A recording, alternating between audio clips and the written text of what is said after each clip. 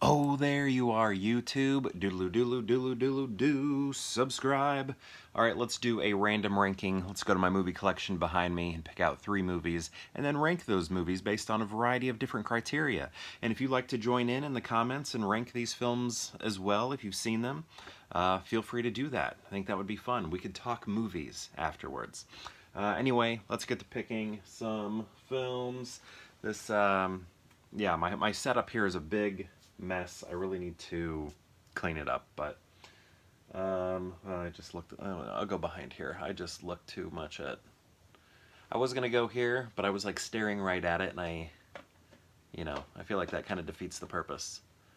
Okay, there we go. What do we got? Got to make sure I've seen these movies. If I have not, this one feels like it's still in plastic though. Maybe I've seen it, maybe I've not. And if I haven't seen one of them, I'll replace it with a new one.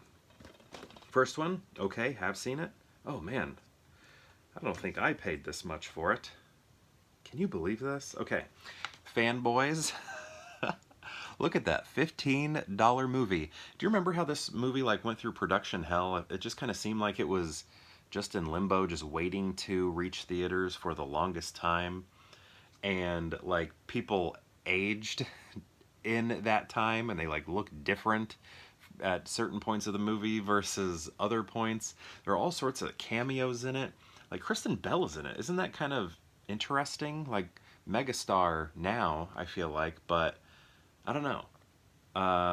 William Shatner's in it. I remember who else was in it? Was Ethan Suplee in it, I think?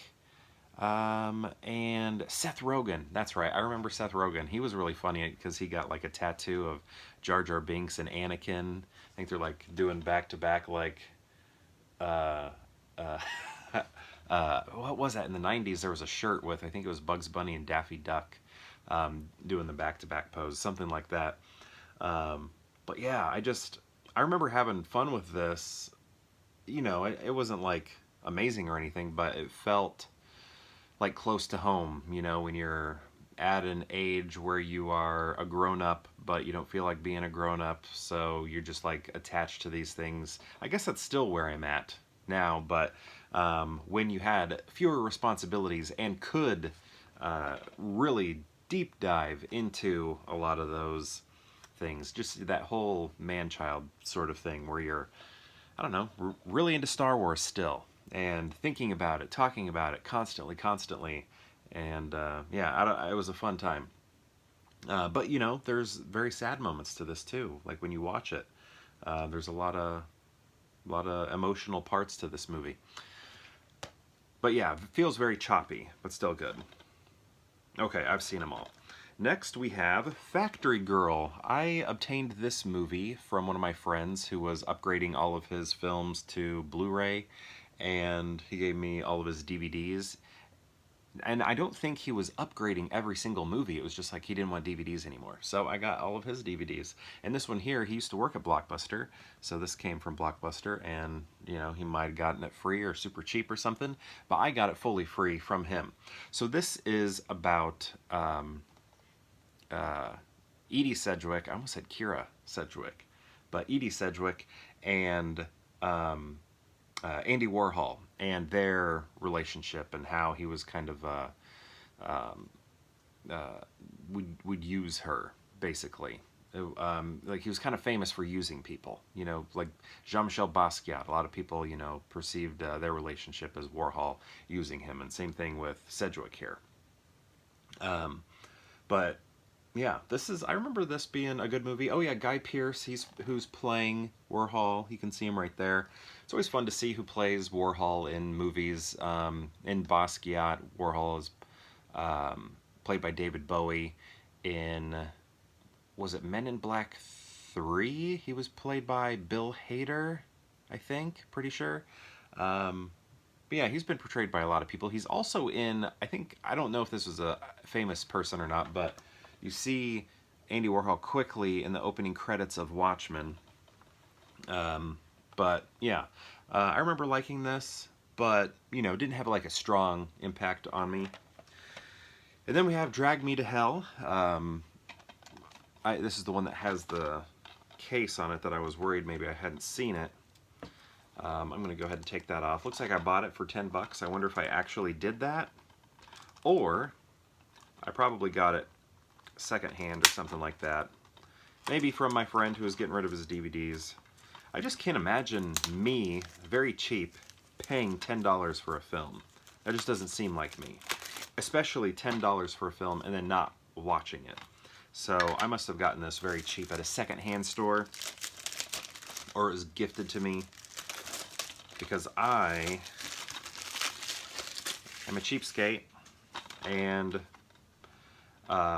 really only buy secondhand or accept movies as gifts, you know, for Christmas and stuff from family. So, but yeah, Sam Raimi. I remember this movie, I just wasn't as understanding of Sam Raimi's style. Like, I knew him as Spider-Man, and I had friends that were into, you know, his horror, but I wasn't really watching that. And I guess I didn't fully understand his camp style. So, like, there are moments in this that are scary, but other moments that it's just kind of like, this is silly, this is weird. Like, you know, when the guy's like dancing, you know, I think he starts looking like a goat or something like that, and he's dancing. I'm like, what am I watching? This is so odd. So yeah, I've never known how to feel about this, even though, you know, I think there's some cool stuff in it. So how am I going to rank these? You know, this is kind of tough, because like this one I feel like I have the most like emotional attachment to, I guess, but I think it's probably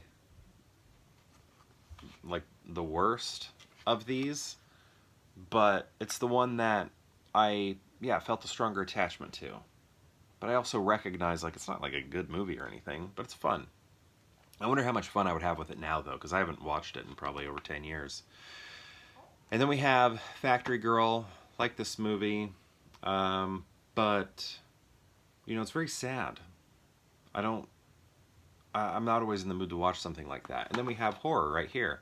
So I might rank this on order in which I want to watch these. I think that's what is going to be my ranking system today, which I think is actually going to put Drag Me to Hell up front. I'm kind of in the mood to watch a horror film. And then I was going to put Factory Girl last, but actually I think I want to watch Factory Girl most before Fanboys. But I'm also mostly familiar with Fanboys. And I also know it's just a choppy film, you know. But I like it a lot, and I feel like if this was a attachment ranking, this one would be number one.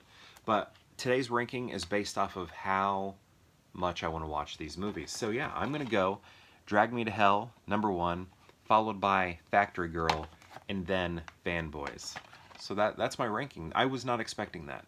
I was really expecting this to be number one, and then not knowing what to do with these, but sort of shifting my perspective on how I want to look at these films. This is what we're left with. Drag Me to Hell, Factory Girl, and Fanboys. So my question to you is, have you seen these movies? And if so, what do you think of them? And if you've seen all three of them, how would you rank them? I'd love to know. Let me know in the comments below. And perhaps I'll see you tomorrow for more Pure Hangout.